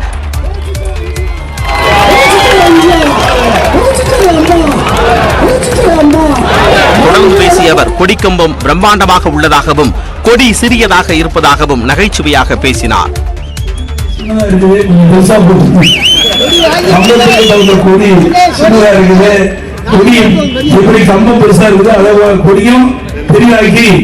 மீண்டும் ஒரு முறை வருகின்ற பொழுது மிக பிரமாண்டமான கொடி பார்க்கின்ற மேலும் அதிமுக ஆட்சி காலத்தில் வழங்கப்பட்ட மடிக்கணினி திட்டம், முதியோர் ஓய்வூதிய திட்டம் நிறுத்தப்பட்டு விட்டதாகவும் எடப்பாடி பழனிசாமி குற்றம் சாட்டினார். மதுரை எய்ம்ஸ் மருத்துவமனை கட்டுமான பணி விவகாரத்தால் மக்களவையில் கடும் வாக்குவாதம் ஏற்பட்டது. மதுரை எய்ம்ஸ் மருத்துவமனை கட்டுமான பணி குறித்து மத்திய அமைச்சர் மிரட்டல் விடுக்கும் வகையில் பேசியதாக கூறி மக்களவையில் இருந்து தமிழக எம்பிக்கள் வெளிநடப்பு செய்தனர். மக்களவையில் கேள்வி நேரத்தின் போது பேசிய மக்களவை திமுக குழு தலைவர் TR பாலு, நாட்டில் பிரதமரால் அடிக்கல் நாட்டப்பட்டு மதுரை எய்ம்ஸ் போன்று கட்டுமான பணிகள் தொடங்கப்படாமல் எத்தனை மருத்துவக் கல்லூரிகள் உள்ளன என்று கேள்வி எழுப்பினார். இந்தியாவில் எத்தனை மருத்துவக் கல்லூரிகள் போதிய உட்கட்டமைப்பு வசதிகள் இல்லாமல் செயல்பட்டு வருகின்றன என்று வினவினார். இதற்கு பதிலளித்த சுகாதாரத்துறை அமைச்சர் மன்சுக் மாண்டவியா, மதுரை எய்ம்ஸில் கட்டுமான பணிகள் முடியவில்லை என்றாலும் வகுப்புகள் முழுவீச்சில் நடைபெற்று வருவதாக கூறினார். இந்த விவகாரத்தை தேவையில்லாமல் அரசியலாக்குவதாக குற்றம் சாட்டிய அவர் மிரட்டல் விடுக்கும் வகையில் பேசியதாகவும் கூறப்படுகிறது. இதற்கு கடும் கண்டனம் தெரிவித்த தமிழக எம்பிக்கள் அவையில் இருந்து வெளிநடப்பு செய்தனர். இந்த பிரச்சனை திருப்பி இன்னைக்கு காலையில் எழுப்பப்பட்ட பிறகு அவர் கொஞ்சம் வயலண்டா பேச ஆரம்பிச்சாரு. இது மாதிரி எல்லாம் பேசுங்கன்னா நான் தமிழ்நாட்டில் நடக்கிற கல்லூரிகளில் எத்தனை இன்ஃப்ராஸ்ட்ரக்சர் இல்லை அப்படின்னு போல நான் கருத்து சுருக்கி வரும்போது இந்தியில சொன்னார். மேலும் கேள்விக்கு உரிய பதிலளிக்காமல் அதிகாரத்தை பயன்படுத்தும் வகையில் பேசுவதை ஏற்க முடியாது என்பதால் அவரது பேச்சுக்களை அவை குறிப்பில் இருந்து நீக்க கோரிக்கை விடுத்ததாகவும், ஆனால் அவைத்தலைவர் மறுப்பு தெரிவித்ததால் வெளிநடப்பு செய்ததாகவும் TR பாலு விளக்கம் அளித்தார். நெய்வேலி அருகே NLCக்காக விவசாய நிலத்தை சமன்படுத்தும் பணியில் ஈடுபட்ட கனரக வாகனங்களை கிராம மக்கள் சிறைபிடித்ததால் அதிகாரிகள் தலைதெறிக்க ஓட்டம் பிடித்தனர். கடலூர் மாவட்டத்தில் சுரங்க விரிவாக்க பணியில் தீவிரமாக ஈடுபட்டு வரும் NLC நிறுவனம் நெய்வேலி அருகே வளையமாதேவி, கரவெட்டி, கத்தாடை உள்ளிட்ட 30க்கும் மேற்பட்ட கிராமங்களில் சுமார் 25,000 ஏக்கர் விவசாய நிலங்களை கையகப்படுத்த திட்டமிட்டுள்ளது. ஆனால் NLC நிறுவனத்திற்கு நிலங்களை தரமாட்டோம் என அப்பகுதி மக்கள் கடும் எதிர்ப்பு தெரிவித்து போராட்டம் நடத்தி வரும் நிலையில் இது தொடர்பாக நடைபெற்ற பல்வேறு கட்ட பேச்சுவார்த்தை தோல்வியில் முடிந்துள்ளன. இந்நிலையில் NLC நிறுவனம் சார்பில் வளையமாதேவி கிராமத்தில் விவசாய நிலத்தில் விளம்பர பதாகை வைக்கப்பட்டதோடு கனரக வாகனங்கள் மூலம் நிலத்தை சமன் செய்யும் பணிகளும் நடைபெற்றன. இதையறிந்து அங்கு வந்த கிராம மக்கள் கனரக வாகனங்களை முற்றுகையிட்டனர். இதையடுத்து அங்கு வந்த காவல்துறையினர் மக்களுடன் சமாதான பேச்சுவார்த்தையில் ஈடுபட்டனர்.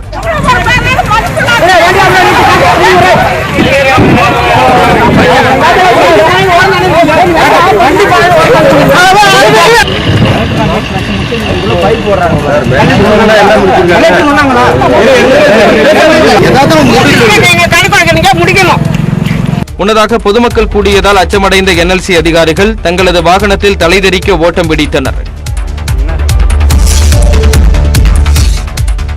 தமிழ்நாட்டில் கொள்முதல் செய்யப்படும் நிலக்கரியின் தரத்தை உறுதி செய்ய தர உத்தரவாத பிரிவை ஏற்படுத்தி தமிழ்நாடு மின் உற்பத்தி மற்றும் மின் பகிர்மான கழகம் உத்தரவிட்டுள்ளது. தமிழ்நாடு மின் உற்பத்தி மற்றும் மின் பகிர்மான கழகம் மூலம் கொள்முதல் செய்யப்படும் நிலக்கரியின் தரம் ஒடிசாவில் பரிசோதிக்கப்பட்டு வந்தது. இந்த நிலையில் நிலக்கரி உள்ளிட்ட அனைத்து வகையான பொருட்கள் மற்றும் உபகரணங்களின் தரத்தை உறுதி செய்வதற்காக ஒரு தனி தர உத்தரவாத பிரிவை அமைக்க வேண்டும் என பொது தணிக்கை கணக்காளரின் ஆய்வு அறிக்கையில் அறிவுறுத்தப்பட்டிருந்தது. அந்த அறிக்கையின் பரிந்துரைப்படி 4 பேர் கொண்ட தர உத்தரவாத பிரிவை ஏற்படுத்தி அந்த குழுவிற்கு இதற்கான பணிகளையும் மின் உற்பத்தி மற்றும் மின் பகிர்மான கழகம் அறிவித்துள்ளது. இந்த குழுவில் இயந்திரவியல் துறையை சார்ந்த மூத்த பொறியாளர், இயந்திரவியல் அல்லது சுரங்கங்கள் துறையை சார்ந்த முதன்மை பொறியாளர், 2 உதவி செயற்பொறியாளர்கள் இடம்பெறுவர் எனவும் தெரிவிக்கப்பட்டுள்ளது. சர்ச்சைக்குரிய கருத்துக்களை தெரிவித்த சித்த மருத்துவர் ஷர்மிகா பதிலளிக்க 24ஆம் தேதி வரை அவகாசம் அளிக்கப்பட்டுள்ளது. ஒரு குலோப் ஜாமுன் சாப்பிட்டால் 3 கிலோ எடை கூடும் என்பன போன்ற பல கருத்துக்களை மருத்துவர் ஷர்மிகா சமூக வலைதளங்களில் பரப்பி வருவதாக குற்றச்சாட்டு எழுந்தது. தொடர் புகார்களை தொடர்ந்து நேரில் வந்து விளக்கமளிக்குமாறு ஷர்மிகாவிற்கு தமிழ்நாடு சித்த மருத்துவ மன்றம் நோட்டீஸ் அனுப்பியது. இதையடுத்து அரும்பாக்கத்தில் இந்திய மருத்துவ இயக்குநரகத்தில் ஜனவரி 24ஆம் தேதி ஷர்மிகா நேரில் ஆஜராகி விளக்கமளித்தார். விசாரணை முடிவில் விளக்கத்தை எழுத்துப்பூர்வமாக பிப்ரவரி 10ஆம் தேதிக்குள் அளிக்க வேண்டும் என்று ஷர்மிகாவிற்கு உத்தரவிடப்பட்டது. இந்நிலையில் நேற்று மீண்டும் ஆஜரான அவர் தனது தரப்பு வாதங்களை வாய்மொழியாக விளக்கினார். அதனை ஏற்றுக்கொள்ளாத அதிகாரிகள் எழுத்துப்பூர்வமாக விளக்கமளிக்க உத்தரவிட்டனர். இதற்கு ஷர்மிகா அவகாசம் கோரிய நிலையில் வருகின்ற 24ஆம் தேதிக்குள் எழுத்துப்பூர்வ விளக்கமளிக்க அவகாசம் நீட்டிக்கப்பட்டது. புதுச்சேரியில் காய், கனி, மலர் கண்காட்சியை பொதுமக்கள் ஆர்வத்துடன் கண்டு ரசித்து வருகின்றனர். புதுச்சேரியில் 3 ஆண்டுகளுக்கு பிறகு காய்கனி மலர் கண்காட்சி களை கட்டியுள்ளது. புதுச்சேரி அரசின் வேளாண் மற்றும் விவசாயிகள் நலத்துறை சார்பில் ஆண்டுதோறும் காய்கனி மலர் கண்காட்சி நடைபெறுவது வழக்கம். கடந்த 3 ஆண்டுகளாக கண்காட்சி நடைபெறாத நிலையில் இந்த ஆண்டு முதலியார்பேட்டை AFT மைதானத்தில் நாளை வரை கண்காட்சி நடைபெறுகிறது. இந்த கண்காட்சியை துணைநிலை ஆளுநர் தமிழிசை, முதலமைச்சர் ரங்கசாமி ஆகியோர் நேற்று தொடங்கி வைத்தனர். தர்பூசணியில் தலைவர்களின் வடிவம், திராட்சை உழவு மாடு, அண்ணாச்சிப்பழ முதலை, மாம்பழ மீன், கத்திரி, பூசணி மயில், பாகற்காய் டைனோசர் என காட்சிப்படுத்தப்பட்ட காய்கனிகளை மக்கள் வியப்புடன் கண்டு ரசித்து வருகின்றனர்.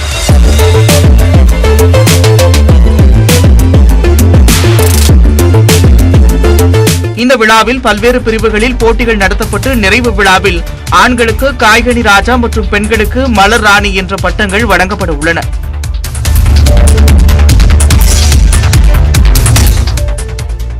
உள்ளாட்சி அமைப்புகளால் வழங்கப்பட்ட உரிமம் இல்லாமல் எந்த இடத்திலும் ஆடு, மாடு உள்ளிட்ட கால்நடைகளை வெட்டுவதற்கு அனுமதிக்க கூடாது என்று உயர்நீதிமன்ற மதுரை கிளை அதிரடியாக உத்தரவிட்டுள்ளது.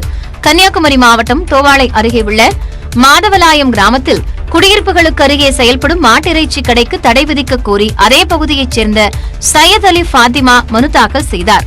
இந்த மனு நீதிபதி சுவாமிநாதன் முன்பு விசாரணைக்கு வந்தபோது ஆஜரான கிராம பஞ்சாயத்து தரப்பு வழக்கறிஞர் மாட்டிறைச்சி கடை வைத்திருப்பவர் கோழி இறைச்சி கடை நடத்துவதற்கு மட்டுமே உரிமம் பெற்றுள்ள நிலையில் மாட்டிறைச்சி மற்றும் ஆட்டிறைச்சி கடை வைத்து நடத்துவதாக தெரிவித்தார்.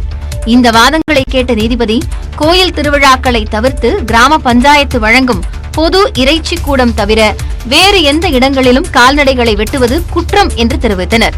உள்ளாட்சி அமைப்புகளால் வழங்கப்பட்ட உரிமம் இல்லாமல் எந்த ஒரு நபரும் எந்த இடத்திலும் ஆடு, மாடு, கோழி, பன்றி ஆகியவற்றை வெட்டுவதற்கு அனுமதிக்க கூடாது என்று உத்தரவிட்ட நீதிபதி மாதவலாயம் பகுதியில் உரிமம் பெறாமல் மாட்டிறைச்சி கடை நடத்தப்படுகிறதா என்பது குறித்து 3 வாரங்களுக்குள் விசாரித்து நடவடிக்கை எடுக்கும்படி அதிகாரிகளுக்கு உத்தரவிட்டார். திண்டுக்கல் மாவட்டம் கீரனூரில் பெண் காவலருக்கு பாலியல் தொந்தரவு கொடுத்ததாக காவல் ஆய்வாளர் வீரகாந்தி பணிநீக்கம் செய்யப்பட்டுள்ளார். கீரனூர் காவல் நிலையத்தில் ஆய்வாளராக பணியாற்றிய வீரகாந்தி கடந்த 2021ஆம் ஆண்டு பெண் காவலர் ஒருவருக்கு பாலியல் ரீதியாக தொல்லை கொடுத்ததாக புகார் எழுந்தது. இது தொடர்பாக வழக்கு பதிவு செய்யப்பட்ட நிலையில் திண்டுக்கல் மாவட்ட ADSP-யாக பணிபுரிந்த லாவண்யா தலைமையிலான விசாகா குழுவினர் விசாரணையில் ஈடுபட்டனர். பாதிக்கப்பட்ட பெண் காவலர், குற்றஞ்சாட்டப்பட்ட வீரகாந்தி மற்றும் உடன் பணிபுரிந்தோருடன் விசாரணை நடைபெற்றது. அத்துடன் காவல் ஆய்வாளர் வீரகாந்தியின் செல்போன் உரையாடல், குறுந்தகவல் உள்ளிட்டவற்றை அடிப்படையாக கொண்டு விசாரணை நடத்திய போது பெண் காவலருக்கு பாலியல் ரீதியாக தொந்தரவு கொடுத்தது உறுதியானது.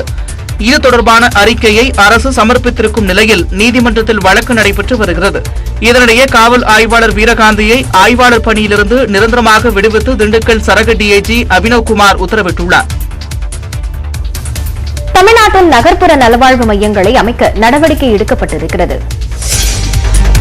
தமிழ்நாட்டில் சுமார் 500 நகர்ப்புற நலவாழ்வு மையங்களை முதலமைச்சர் மு.க.ஸ்டாலின் விரைவில் தொடங்கி வைக்கிறார். கிராமப்புறங்களில் உள்ள ஆரம்ப சுகாதார நிலையங்கள், துணை சுகாதார நிலையங்களைப் போல நகர்ப்புறத்தில் இந்த மையங்கள் அமைய உள்ளன.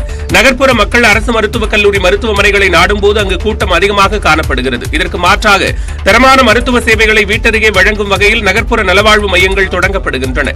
சென்னை உள்ளிட்ட 21 மாநகராட்சிகள், 63 நகராட்சிகளில் 708 நலவாழ்வு மையங்கள் 180 கோடி ரூபாயில் அமைக்கப்பட உள்ளன. முதற்கட்டமாக சென்னை சென்னை மாநகராட்சியில் 200 மையங்கள் உட்பட 500 நகர்ப்புற நலவாழ்வு மையங்களின் கட்டடங்கள் கட்டி முடிக்கப்பட்டுள்ளன. இவை காலை 8 மணி முதல் 11 மணி வரையும், மாலை 4 மணி முதல் 8 மணி வரையும் செயல்படும். இதுகுறித்து பொது சுகாதாரத்துறை இயக்குநர் செல்வ விநாயகம் கூறுகையில், நகர்ப்புற நலவாழ்வு மையங்களில் ஒரு மருத்துவர், ஒரு செவிலியர், ஒரு மருந்தாளுநர் மற்றும் ஒரு உதவியாளர் இருப்பார் என்றார். மேலும் மகப்பேறு பரிசோதனை மற்றும் ஆலோசனைகள், குழந்தைகளுக்கான தடுப்பூசி செலுத்துதல், தொற்றா நோய்களுக்கான மருந்து மாத்திரைகளை வழங்குதல், சளி, காய்ச்சல், இருமல் போன்றவற்றுக்கான சிகிச்சை மற்றும் அடிப்படையான பரிசோதனைகள் உள்ளிட்ட சேவைகள் வழங்கப்படும் என்றார்.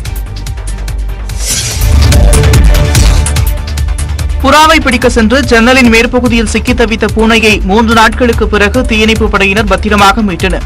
சென்னை கோயம்பேடு சின்மயா நகரில் உள்ள அடுக்குமாடி குடியிருப்பின் 3வது மாடியில் சூரிய ஒளியை தடுக்க ஜன்னலின் மேற்பகுதியில் அமைக்கப்படும் சன்ஷீல்டில் பூனை ஒன்று புறாவை பிடிப்பதற்காக இறங்கியுள்ளது. பின்னர் அங்கிருந்து கீழே இறங்க வழியில்லாததால் அங்கேயே சிக்கி தவித்தது. பூனையின் சத்தம் கேட்டு வீட்டு உரிமையாளர் தீயணைப்புத்துறைக்கு தகவல் தெரிவித்தார். இதனைத் தொடர்ந்து அங்கு வந்த தீயணைப்புத்துறையினர் 1 மணி நேரம் போராடி பூனையை மீட்டனர்.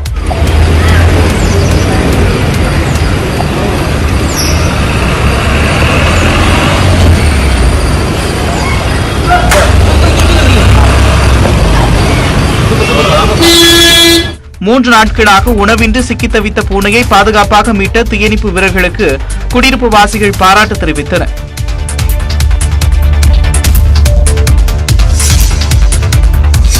திண்டுக்கல்லில் கோயிலில் உள்ள தீர்த்த தொட்டியில் விழுந்த மகனை காப்பாற்ற முயன்ற மாற்றுத்திறனாளி தந்தை விஷவாயு தாக்கி உயிரிழந்த சம்பவம் சோகத்தை ஏற்படுத்தியுள்ளது.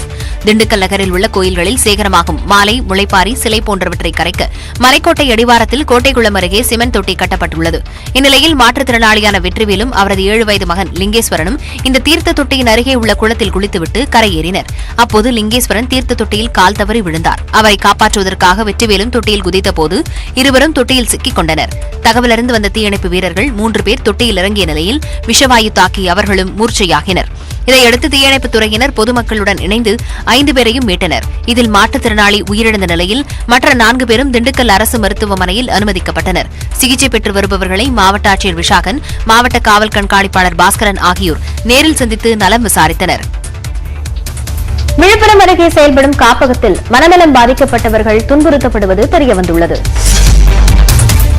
விழுப்புரம் அருகே தனியார் காப்பகத்தில் அதிகாரிகள் நடத்திய அதிரடி ஆய்வில் பல திடுக்கிடும் தகவல்கள் வெளிவந்துள்ளன. செஞ்சி அருகே உள்ள குண்டலப்புலியூரில் செயல்பட்டு வரும் அன்பு ஜோதி காப்பகம் 10 ஆண்டுகளாக உரிய அனுமதியின்றி செயல்பட்டு வந்ததும், காப்பகத்தில் உள்ள மனநலம் குன்றியோர், ஆதரவற்றோர் மற்றும் மாற்றுத்திறனாளி உள்ளிட்டோர் இரும்பு கம்பிகள் பொருத்தப்பட்ட அறையில் தங்க வைக்கப்பட்டிருப்பதும் தெரியவந்தது.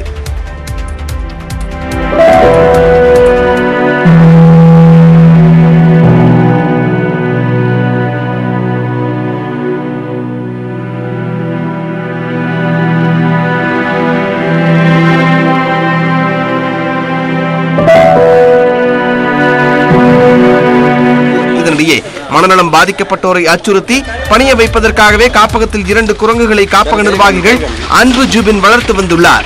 ஏராளமானோர் காப்பகத்தில் கூடியதால் ஆக்ரோஷமடைந்த குரங்குகள் அவர்களை விரட்டி தாக்கி கடித்து குதறியது. இதனால் காயமடைந்த பலர் ரத்தம் சொட்ட சொட்ட அலறி அடித்தபடி தலைதெறிக்க ஓடினர். இந்த நிலையில் காப்பகத்தில் விசாரணை நடத்தப்பட்டு வருகிறது. உத்தரப்பிரதேசத்தில் உலக முதலீட்டாளர் மாநாட்டை பிரதமர் மோடி தொடங்கி வைத்தார். உத்தரப்பிரதேச மாநிலம் லக்னோவில் உலக முதலீட்டாளர்கள் மாநாடு 3 நாட்கள் நடைபெறுகிறது. இதில் பிரதமர் மோடி, பாதுகாப்புத்துறை அமைச்சர் ராஜ்நாத் சிங், உத்தரப்பிரதேச ஆளுநர் ஆனந்தி பென் பட்டேல் மற்றும் முதலமைச்சர் யோகி ஆதித்யநாத் உள்ளிட்டோர் பங்கேற்றனர். பல்வேறு நாடுகளைச் சேர்ந்த தொழிலதிபர்கள் பங்கேற்ற முதலீட்டாளர்கள் மாநாட்டை பிரதமர் மோடி தொடங்கி வைத்தார்.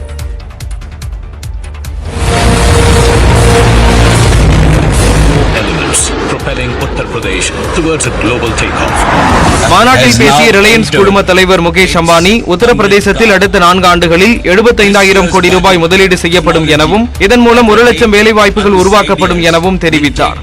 Our nation has transformed remarkably since you have become Prime Minister in 2014. இந்த ஆண்டு இறுதிக்குள் உத்தரப்பிரதேசத்தின் அனைத்து நகரங்களிலும் கிராமங்களிலும் ஜியோ 5G சேவை முழுமையாக நடைமுறைப்படுத்தப்படும் எனவும் முகேஷ் அம்பானி அறிவித்தார். கிரெடிட் ஸ்கோரை அதிகரிக்க வேண்டும் என்றால் எந்த விஷயங்களை கவனிக்க வேண்டும்? இன்றைய நாணயம் பகுதியில் விளக்குகிறார் சிறப்பு செய்தியாளர் விஷ்ணுராஜ். இந்த தொகுப்புடன் சூப்பர் 16 நிறைவு பெறுகிறது.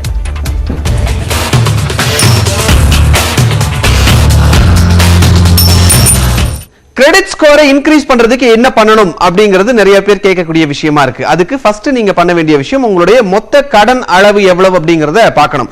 உதாரணத்துக்கு நீங்க மாசம் 30,000 ரூபாய் சம்பளம் வாங்குறவர் அப்படின்னா மாத தவணையா அதிகபட்சம் உங்களுடைய இஎம்ஐ நீங்க வாங்கின கடனுக்கு 14,000 ரூபாய் வரைக்கும் செலுத்துற அளவுக்கு இருக்கலாம். அதுவே ஹையஸ்ட் அப்படின்னு நீங்க பார்க்கணும். 30,000 ரூபாய் சம்பளம் வாங்குற ஒருத்தர் 25,000 ரூபாய் அளவுக்கு இஎம்ஐ மந்த்லி இஎம்ஐ செலுத்திட்டு இருந்தார் அப்படின்னா சிபில் ஸ்கோர் இன்க்ரீஸ் ஆகாது. அதை குறைச்சிங்க அப்படின்னா இஎம்ஐ குறைச்சிங்க அப்படின்னா சிபில் ஸ்கோர் இன்க்ரீஸ் ஆகிறதுக்கான வாய்ப்பு இருக்கு. அதுக்கப்புறம் பெறப்பட்ட கடனுடைய விதம் மற்றும் விகிதம். கடன்கள்ல ரெண்டு வகை, செக்யூர்ட் லோன், அன்செக்யூர்ட் லோன் இருக்கு. செக்யூர்ட் லோன்ல வீட்டு கடன், வாகன கடன்லாம் வரும். அன்செக்யூர்ட் லோன்ல credit card bill, credit card கடன், பர்சனல் லோன் மாதிரியான விஷயங்கள்லாம் வரும். இவை சரியான விகிதத்தில் இருக்கிறது ரொம்ப முக்கியம். செக்யூர்ட் லோன் அதிகம் இருக்கிறது பெஸ்ட். அதுக்கப்புறம் அதிக கடன், அதிக கிரெடிட் கார்டுகள், குறுகிய காலத்துல அதிக கடன் வாங்குறது, கிரெடிட் கார்டு அப்ளை பண்ணி ரிஜெக்ட் ஆனதுக்கு அப்புறம் திருப்பியும் போய் அப்ளை பண்றது, இந்த மாதிரியான விஷயங்கள் உங்க சிபில் ஸ்கோரை பெரிய அளவுக்கு பாதிக்கும். இதெல்லாம் செய்யாம இருந்தீங்கன்னா சிபில் ஸ்கோர் இன்க்ரீஸ் ஆகும். அதுக்கப்புறமா கடன் அளவை கரெக்டா பயன்படுத்துறது. உதாரணத்துக்கு உங்களுடைய கிரெடிட் கார்டு லிமிட் 50,000 ரூபாய் இருக்கு அப்படின்னா 50,000 தொடர்ந்து பயன்படுத்தாம அதுக்கு குறைவான அளவு ஒரு 25,000 30,000 ரூபாய் மட்டும் நீங்க தொடர்ந்து பயன்படுத்துவது உங்க சிபில் ஸ்கோரை ஹெல்தியா வச்சுக்கிறதுக்கு யூஸ்ஃபுல்லா இருக்கும். சோ சிபில் ஸ்கோரை இன்க்ரீஸ் பண்ணணும் அப்படின்னா இந்த விஷயங்கள் எல்லாத்தையும் கவனிச்சீங்கன்னா ஆட்டோமேட்டிக்கா சிபில் ஸ்கோர் இன்க்ரீஸ் ஆகும்.